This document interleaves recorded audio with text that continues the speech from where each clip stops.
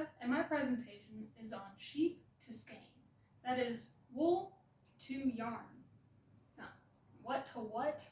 In this presentation, since wool is an umbrella term for many different types of fibers, for many different animals, it will be only going over sheep.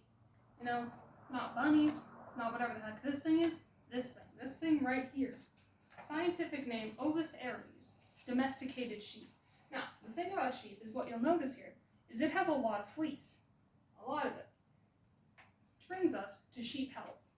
It is very important to shear sheep because otherwise they'll get something called fly strike, which is when flies burrow underneath the wool and start decaying it, how flies do, and many ways that this can happen. For example, one of them is through fleece rot, which is where underneath the fleece there is rot, and then the flies eat that rot because they are flies. And it is very gross and very bad and very disgusting. Another way is through grass seed infestation, which causes many abscesses on the sheep's skin itself, which of course flies go into, start eating the sheep from the outside in. And another one is through feces and urine, which again, flies really like. They go underneath the fleece and start eating the sheep from the inside out. So this guy would very much like it if you take him from that to this, a very happy sheep. See, he's all sheared and very happy, being naked. Very important for sheep's health that they get sheared. So, you've shorn your sheep, completely shorn, naked as heck. So, we get on to scouring the wool, the fleece. This is what it looks like in the first wash, of course. It is, essentially what you're doing, is you are taking the fleece and you're putting it in a laundry machine from hell. See, this is boiling water, as hot as you can get it, in what is ostensibly a laundry machine on steroids. This thing will fling the wool round and round and round so that it gets completely and thoroughly washed, so that we can take this to this. Very nice, very high quality product. But you might be wondering, what do they do with all this gross, icky brown water? What do you do with this? There's actually industrial purposes, such as cosmetics. You see, that icky brown water contains something called lanolin, something that the little sheepy guy, this guy, uses in order to heal little nicks or cuts that he gets along the way of getting shorn. So, take the lanolin and turn it into cosmetic products. Kind of reminds me. Anyway, so, next step is carding. What you do is you take the fleece and you brush it to make sure that each of the fibers goes long ways. So all of the fibers are facing the correct way. Now, this is a very labor-intensive process, so oftentimes, instead of using these large carding paddles, it gets put into a drum carder. What you do is you take your fleece and you just push it through the machine, all nice and slow. You get the same product as this, but you only have to do a hand crank instead of that constant pulling motion, which gets you either roving or you get batting. This is batting. Now what you could do with batting is you can make a quilt. This is the stuff that goes inside of the quilt. Or, maybe a chair cushion of some sort. But we're going to focus on the roving. What you can do with roving is you can spin roving into yarn. Alright, spinning is a pretty simple process. Alright, it is exactly what it says on the tin. You take your roving and you spin it. You literally spin it around and around on itself, twisting it. Now this is the most basic way that you can spin roving into yarn. You take the yarn, you spin this somehow, either by kicking it, rolling against your leg, whatever. So when you see a spinning wheel, you see these very specific parts. Alright, this is a very good example of a spinning wheel. You see, you aren't spinning it with the wheel, you're spinning it with the spindle, which is what this is called. This is actually called a drop spindle, because you're supposed to drop this spindle and spin yarn with it. So, what this lady is doing is whenever this peg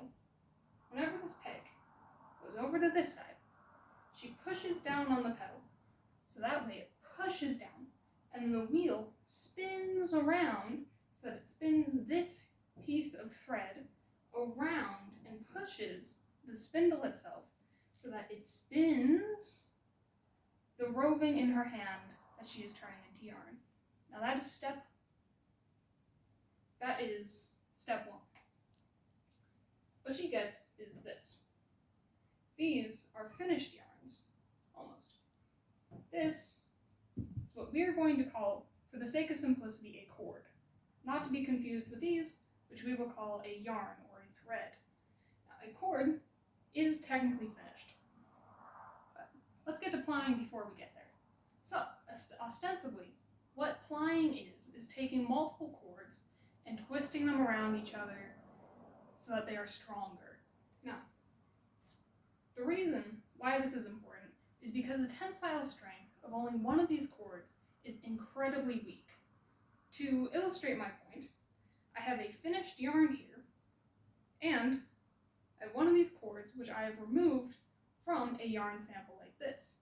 Now this one, very easy to rip apart, but with this piece of yarn, very difficult to pull apart. It's a lot like the old adage that multiple sticks together are stronger than one stick alone, which is why plying is really important for industrial purposes such as jackets, cardigans, anything knitted, crocheted, anything that you could possibly do with yarn. You may want to ply it. Of course, this varies by project. These are various ways that you can ply yarn.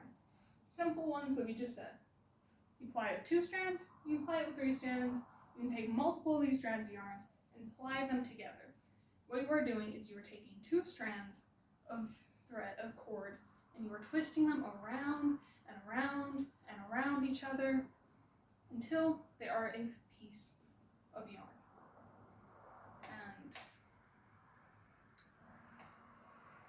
it may look something like this. Now this is a little bit far on our journey because this takes multiple strands of different thicknesses of cords themselves and then twist them around each other. Something interesting you can do with this process is instead of evenly making sure that each of your strands of yarn twist around each other consistently over and over and over again, what you can do instead is make the tension on one much less than the other so it wraps around it very tightly. Now, I do not particularly enjoy this example, but if you do it in a different way, you get cocoon yarn, which is very fun because if you knit it in a very certain way, you can get yourself a very fun plush fabric which otherwise you would be unable to get, which is just one of the very fun ways that you can use yarn in a different application due to its processing. Now, when it comes to storing the yarn that has just been created, there are multiple ways that are possible to store the yarn with multiple different effects and purposes. The ball, very convenient. It is nice, compact. This is what you will do if you have a bit of yarn, needs to be wound up really quickly so you can store it somewhere really fast. Very convenient for the home knitter or crocheter. Whereas a skein, this whole thing is about, is a machine will do this in a factory for a larger amount of yarn. I could not make this into a ball of yarn without breaking both of my wrists. And somewhere in between is a cake. Now this takes the use of this machine. This is a hand winder. What you do is you spin the knob, feed it yarn, and it turns that yarn into a cake. But a very fun and interesting example of how you can store yarn is a skein, is a hank.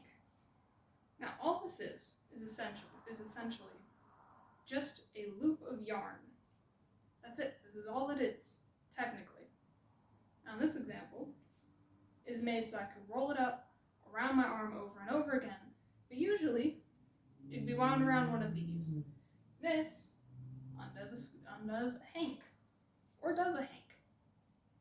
And then all you'd have to do, form this into its final shape, twist it around itself, and then put one end through the other, and it just forms into a hank.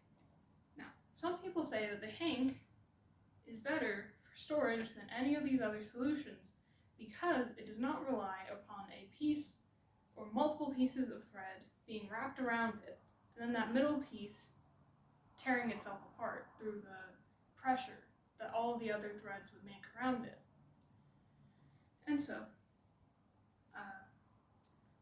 unfortunately, I do not own one of these. So, if I were to try to undo this, I would likely end up with this. This is loose yarn. You do not want this ending. But that is it. That is all there. That is a very simple introduction to how wool is processed into yarn. Now, there's a lot more to this because this practice of taking fiber and turning it into something usable is a practice dating all the way back to prehistory. So if I were to cover all of it, I'd be here for possibly hours to days. There are conferences on this, PhDs are made about this. So a simple grasping of the world around you really does help when you get to see all the fun things that go into making all the small things that you get to enjoy every single